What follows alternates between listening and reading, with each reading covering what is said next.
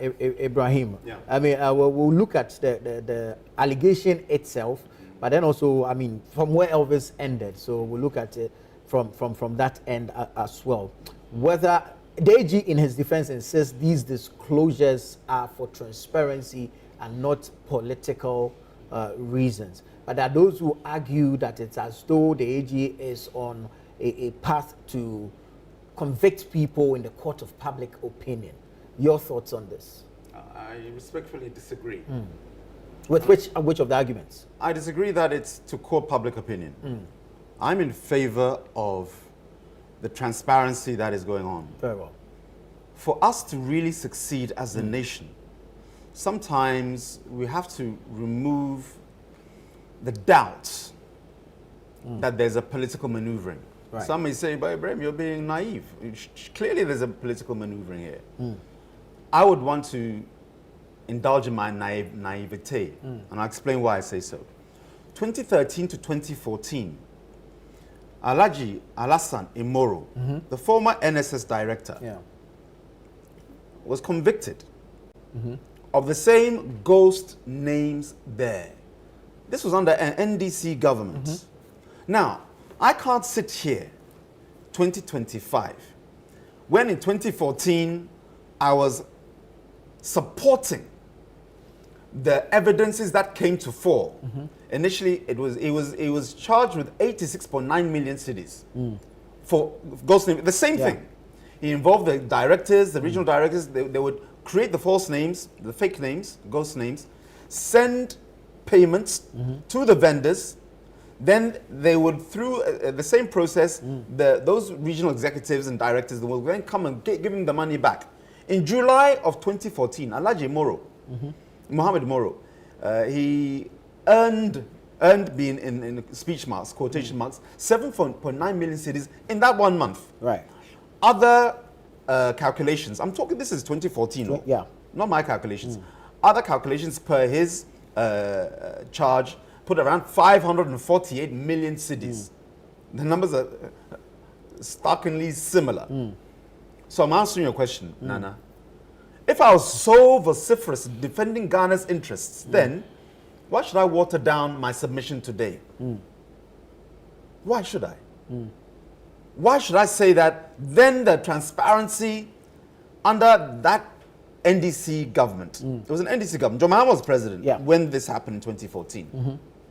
Now the same thing has happened. What should I do? Should I keep quiet? Should I say that, no, we should wait until we go to court and let the evidence come out? No, you want that transparency so we can follow due process.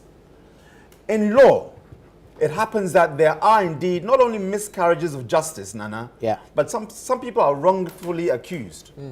I can sit here knowing Alhaji Mustafa Yusuf, the former NSS director and Minister of Sports, and this is my own personal relationship with him. He is above reproach in this one. That's me. You're convinced? Mike, I'm convinced, 100%. 100%. 100%. And if you notice, the Attorney General was not going into details regarding his, he just mentioned his name. There, Elvis is right. At least come with some facts before you mention my name. Right. That notwithstanding, it happens across board, okay? But the evidences, when I say evidence, the information that the Attorney General has given regarding Gifty, Wari Mensah, and then Asibi, am I right? Is it Kwame Gacy? Osiasibi, and there was another one. Is it Gacy? Yes, The deputy deputy. of operations. You know, then the other one from Kofridwa. I mean, he has detailed what went on, the accounts, is it the e-switch that they used, okay? And then again, the loan for 30 million cedis from ADB. And then he gave the details of the accounts, who are the signatories to the account. Gifty's name is there. Okay, I think her husband too is also inside there. To one of the companies. That kind of information, why should we say that information should be kept only for the courts? If indeed it will come out at the courts, share it now. Is it prejudicial? You know, in terms of the information is given, is not in any way per his submission. Saying because I've explained that the NSS director, I'm talking Gifty, took out a loan from Blocks of Life Consult. And what was the premise of the loan? Saying that they were going to procure household appliances for NSS staff who will then purchase on a piecemeal basis, hire purchase and what have you. It's just giving you information. That at least we can interrogate. On what basis, Gifty, did you do this? And indeed, did you roll out these things? He has not said that she's guilty of an offense. There, in that statement, he said, our investigation gave us the following information. What mandate did you have to take out that 30 million loan? Number one.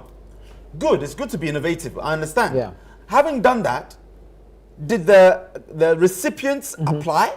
Yeah. Were they get, now we can ask those questions.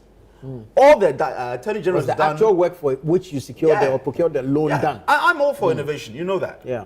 Ways in which we can motivate, the youth, the base, and it's something that's entrepreneurial, it will yield to the benefit, why not? Especially if you can make sure that those items that are supposedly procured are either assembled in Ghana or made in Ghana. Okay, good. That is an opportunity for us to interrogate. I don't think in any way maligns Gifty, that section of it.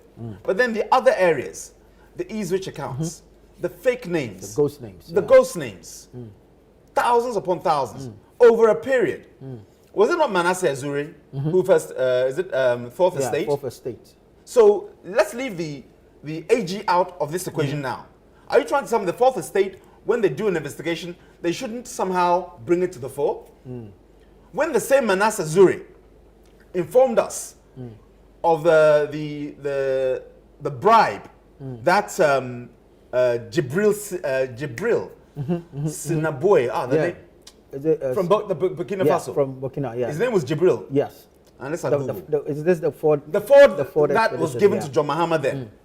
Should he keep quiet? It's an investigation. And then the wall of the Ghana embassy at Burkina Faso, costing something like $100,000 for a wall. Dollars all. Should we tell Manasseh to keep quiet? We didn't. We praised him. Am I right? Yeah. Manasseh then did a report. The intel came. Should we tell him to keep quiet? The same Manasseh has done the same thing on Zoom Lion.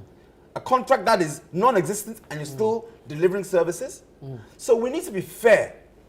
When there are agents looking to help Ghana to correct certain excesses in our system, it's not the time for politics. If there's policy, you'll know it, and then you can attack it from a political point of view. If it's helping the nation, it's not the Attorney General who did the investigation. It's the Fourth Estate. So let's understand the chronology of how it got to the Attorney General. Saying that, he's naming names and what have you. Beyond the names, the transparency is there. It's like saying to Fourth Estate, you shouldn't name names, but he's an investigative journalist. Yeah. So somehow, if we're talking on the A+ one, that one I can agree with Elvis. But on this one here, it's something that we have to look at collectively and dispassionately. We all say we want Ghana to succeed. Unless we deter those who work in the against interests of Ghana, then we're fooling ourselves. Very well. Before we came on, I was asking Elvis just to remind me, because that's his area, he's a journalist. What happened to Elijah Morrow's case? I said, was he incarcerated? He said, no. The case went to courts, back and forth. He's still free. It's not for me to call for anybody's incarceration. But I think there was some retrieval. You see, I want to get to that point, Nana. Yeah. If we continue that, you can steal, but once you pay us back, you can go free. Then every murderer, every armed robber should continue. When we catch you, give the money and go free. What kind of plea bargaining are we doing? Plea bargain where you help the state.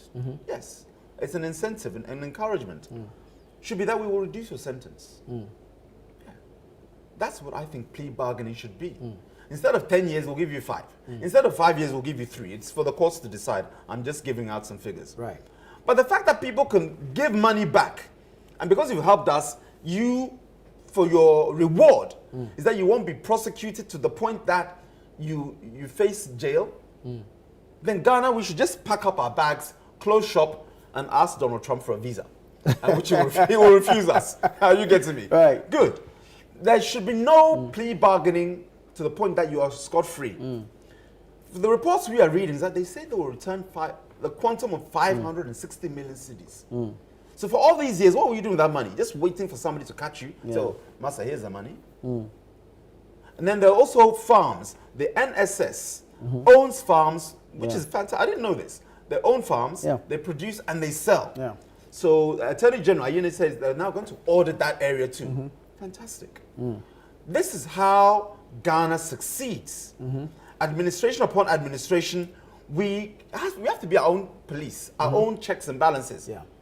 Because what we've done, I'm talking President Akufo-Addo's administration, is fantastic. We have transformed Ghana, positively so. So where there are excesses, we should not somehow cover those ones because they came within or from our administration. Let's give credit to President Akufo-Addo where we have transformed Ghana. And those individuals who on their own whim, their own selfish capacity, and I'm not condemning gift to anybody yet, let the courts do that, but I'm just speaking generally, never defend the indefensible. It may make some people feel uneasy. If you're feeling uneasy, why? You know, I have this statement, Nana. You know when you're in a market and a child is just being rude to his parents. I mean, just unruly. He's just going basa. I'm talking a toddler. And the parent does not discipline that child. You know, you even forget the child, you are angry at the parent. What kind of discipline are you giving to your child? Am I right? Now, same scenario, but the parent disciplines the child. Either a light tap or a strong warning. Pardon of your, stop what you're doing. Jai. Everybody now praises the parent. Am I right? Because they know that you are a unit of our progress. For society to grow, all of us must work in the interest of the village. So when you raise your child well, he or she will grow up to be a responsible person. So we praise the parent that disciplines their child. Am I right? And we castigate the parent who fails to discipline their child within that public space. The same with administrations. Governments come and go. An administration must discipline those who fall foul of the law, regardless of favor. Are you following me? This is how Ghana progresses. It sets the benchmark and it sets the rules that when, and inshallah, you'll see it, administrations will change. And it will deter those people who think that getting into politics is a license to make money. When the majority are working breakneck speed to bleed and die for this country, as some of us do, we're into politics to add value to Ghana, not to take from Ghana. Those are the unsung heroes. We are working for Ghana, but those who would somehow tarnish our effort, don't save them because they belong to your party administration. If anybody's NDC today is defending Alhaji Emoro, they need to be whipped. If anybody's, because he's been convicted, or you want to defend said Namtamaklo, Naslok, who is now a convicted felon, once she arrives in Ghana, she'll go into jail. You need to be whipped if you're defending said Inam, because the courts have found them guilty, the both. Okay? Good. Now, this one, the courts have yet to determine. But I'm saying that let us be fair to the reality. Don't defend if it's in the interest of against Ghana. Let the law work. The courts are there. Ayine as Attorney General has given his evidence. His evidence. Those who have been alleged to have been part of this will also give theirs. And then we will determine the reality on the day. But for Ghana to succeed, we need discipline across board. Ibrahim, thank you.